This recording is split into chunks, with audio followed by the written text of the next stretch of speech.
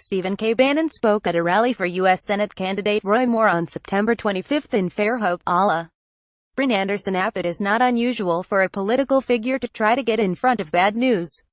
Recall that in July, when the New York Times was about to report on the contents of emails Donald Trump Jr. sent before meeting with a Russian lawyer during the presidential campaign, Trump Jr. decided to post the emails on Twitter in order to be totally transparent. The idea was to make the Times report seem inconsequential before it even published, by appearing to release the emails voluntarily. Roy Moore, the Republican Senate candidate in Alabama, made a similar effort on Thursday to head off the Washington Post's report that he allegedly initiated a UAL encounter with a 14-year-old and dated teenagers when he was in his 30s.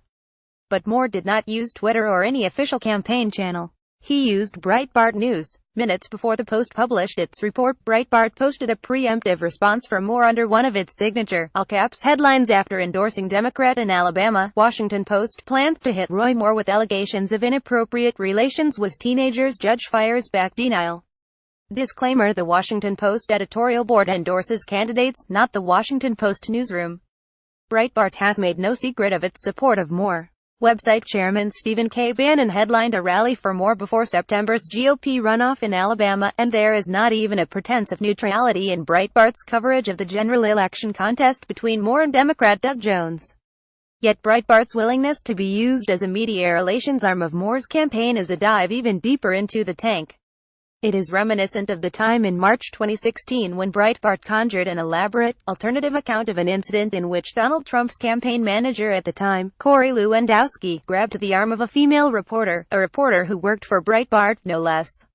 Reconstructing the episode, Breitbart asserted that its own journalist must have mistaken Lewandowski for someone else.